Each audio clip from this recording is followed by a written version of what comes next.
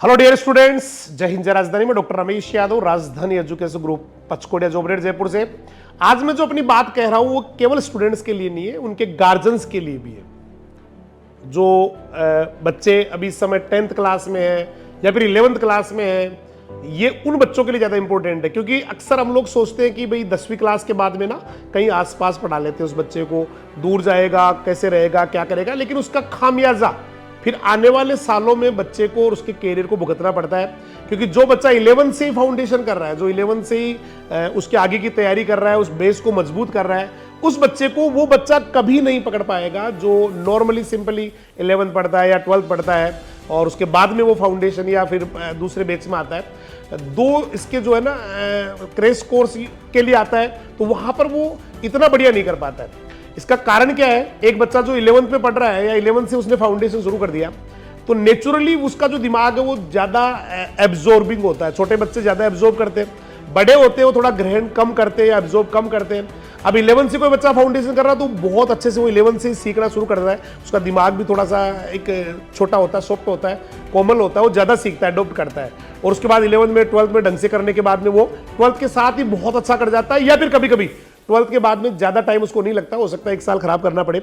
लेकिन जो बच्चा 11th और 12th नॉर्मली करता है उसके बाद भी फाउंडेशन पे आता है, तो एक बात तो आप मान के चलना कि वो बच्चा मेच्योर दिमाग का हो चुका है। उसका दिमाग जो है ना मेच्योर हो चुका है। अब उसको सीखने की जो क्षमता है वो उतनी बढ़िया नहीं रही जितनी 11th या 12th के साथ थी। और उसके बाद में जब रिजल्ट्स आते हैं, उसके बाद में जो साल खराब होती है, उसका खामियाजा भुगतना पड़ता है गार्जियन को, बच्चे को, उसको कैरियर को, उसके परिजनों को, सबको भुगतना पड़ता है। मैं आपको छोटा सा एग्जांपल देता हूं। जैसे जो बच्चे अभी एग्रीकल्चर की बात कर लूं या साइंस की कर लूं, तो जो बच्चे 11th में फाउंडेशन में आ जाते हैं वो 12th के साथ बहुत जबरदस्त करते हैं। जैसे मैं एक एग्रीकल्चर का 2023 का आपको रिजल्ट बताऊं, जेट वाला।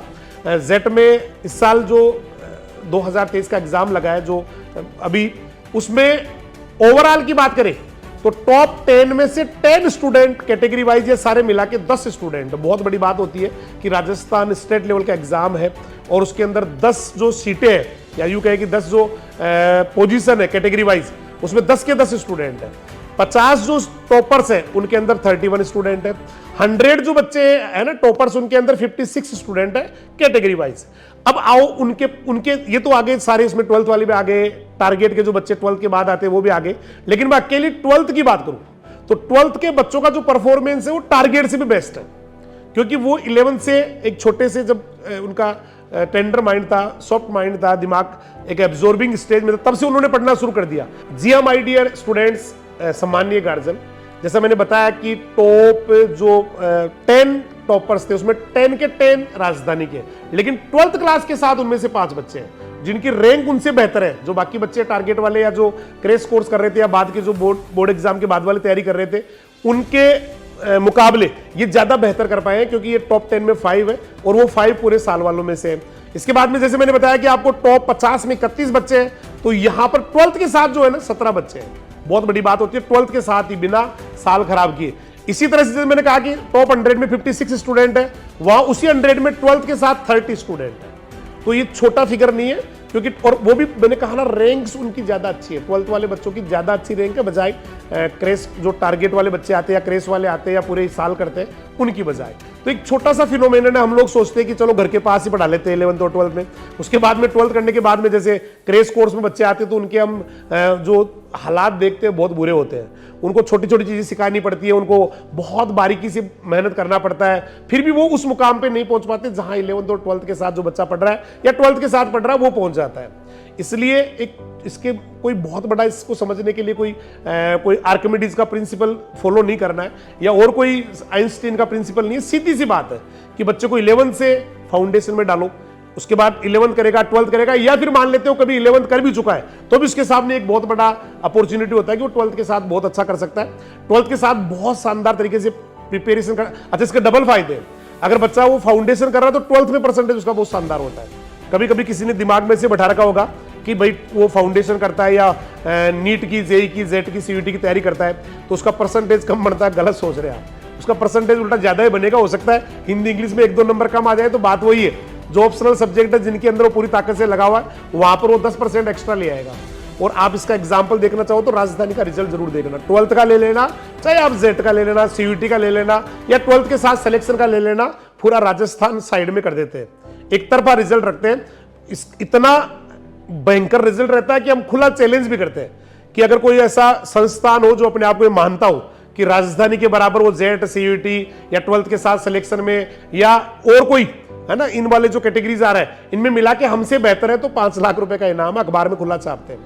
इसलिए बच्चे को शुरू से ही बहुत अच्छा मोटिवेशन, बहुत अच्छा गाइडेंस और 11th और 12th के साथ उसको तैयारी कराए, ताकि आपका 12वीं के बाद का पैसा, क्योंकि वही पैसा दोबारा लगता है।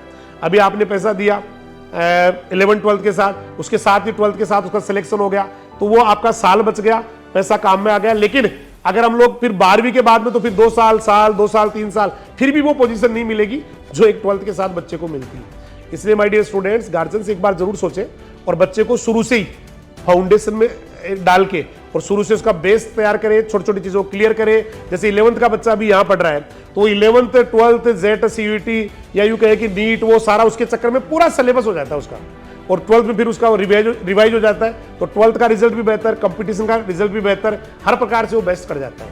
इसलिए आप, मेरा जो व्यक्तिगत मामला है, क्योंकि कोई ये इंस्टीट्यूट वाली बात नहीं है, सिंपली एक सिंपल सी थ्योरी है कि बच्चे को 11th में डाले, 11th और 12th को बेस्ट तैयार करे और 12th के साथ सिलेक्शन ले, कैरियर शानदार बने, अच्छे इंस्टीट्यूट में जाए, और साथ साथ ही आपका जो आगे लगने वाला खर्चा है वो बच जाए, उसके अलावा साल बच जाए, कई बार साल या 2 साल खराब करनी पड़ती है। तो शायद मेरी बात आपको अच्छी लगी होगी, अगर अच्छी लगी तो किसी और के लिए जरूर इसको शेयर करें, किसी और के लिए फायदेमंद हो सकती है, आपके साथ साथ किसी और के लिए भी ये बेहतरीन चीज हो सकती है। धन्यवाद। जय हिंद, जय राजधानी।